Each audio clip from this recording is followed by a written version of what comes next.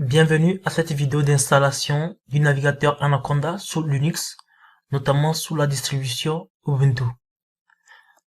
Dans cette vidéo, nous allons découvrir le navigateur Anaconda, l'installer, le télécharger et l'installer, et faire quelques vérifications quant aux composants qui doivent être installés. Et finalement, finir par une exploration du navigateur Anaconda. Alors, le navigateur Anaconda est un environnement de gestion des librairies, des IDE, des versions Python, et il supporte également le langage R. Il est distribué sous deux versions, notamment la version Miniconda d'une part et la version Anaconda de l'autre. Miniconda est une version, on va dire, minimaliste.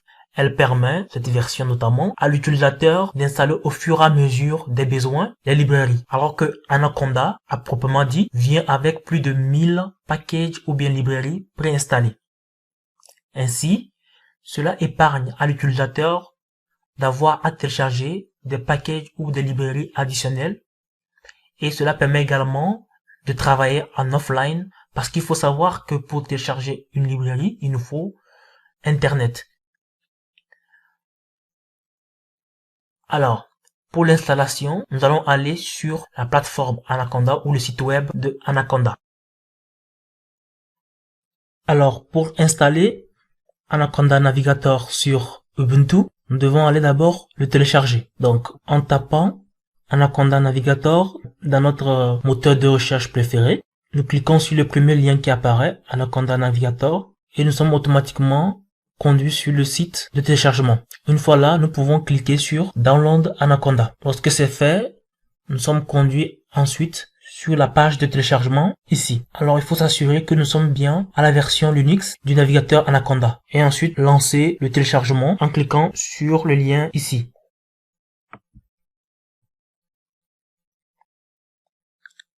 Alors automatiquement nous sommes sommés de l'enregistrer sur notre ordinateur. Donc nous pouvons lancer le téléchargement en cliquant sur OK. Donc nous laissons télécharger. Une fois le téléchargement terminé, nous pouvons naviguer jusqu'au dossier téléchargement. Pour l'installer, il suffit de cliquer droit et cliquer sur Ouvrir dans un terminal. Une fois que c'est fait, nous tapons la commande bash et nous copions le nom comme ceci.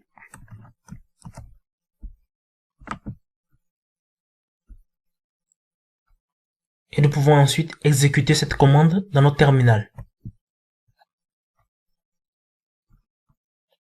Ensuite, on demande d'appuyer Entrée pour continuer.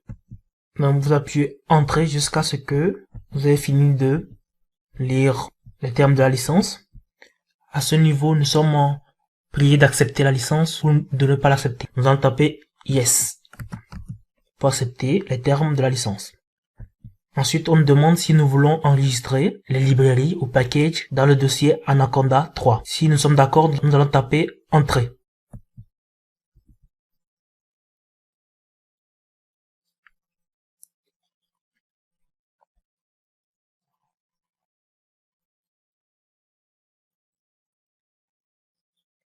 Ainsi commence l'installation de Anaconda. Alors à ce niveau, on demande si nous voulons enregistrer Anaconda dans les variables d'environnement. Nous disons oui. Pour continuer. Alors finalement, Anaconda est bien installé. Passons au lancement d'Anaconda. Nous pouvons lancer Anaconda Navigator depuis le terminal Ubuntu. Donc, CTRL-ALT-T pour ouvrir le terminal.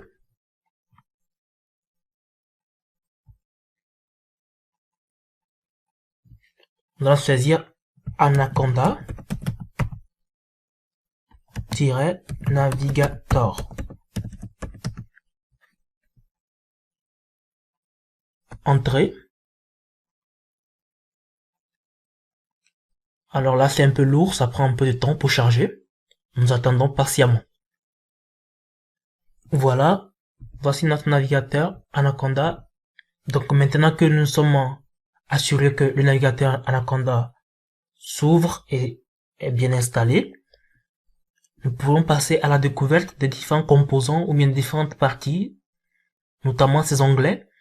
À l'onglet Home, nous avons l'ensemble des IDE qui sont installés avec Anaconda, notamment Jupyter Lab, Jupyter Notebook, Qt Console et Spyder. Nous avons également d'autres IDE qui viennent avec Anaconda Navigator, notamment RStudio pour le développement R. Mis à part les IDE intégrés, nous avons l'environnement Racine ou Roots qui est composé de l'ensemble des packages qui sont installés avec Anaconda. Donc nous avons les packages Python ici. Mis à part cet environnement que nous découvrirons plus tard, Anaconda offre notamment l'accès au projet cloud pour le service cloud, donc il faut s'enregistrer avant. Nous avons également accès à des tutoriels, des formations en ligne et des vidéos, notamment sont accessibles depuis cet onglet-là. Et finalement, nous avons aussi des liens pour intégrer des forums ou sites où nous pourrions échanger avec d'autres développeurs, Python et Anaconda. Voilà globalement ce que nous pourrions dire pour le moment du navigateur Anaconda. Voilà globalement pour cette vidéo.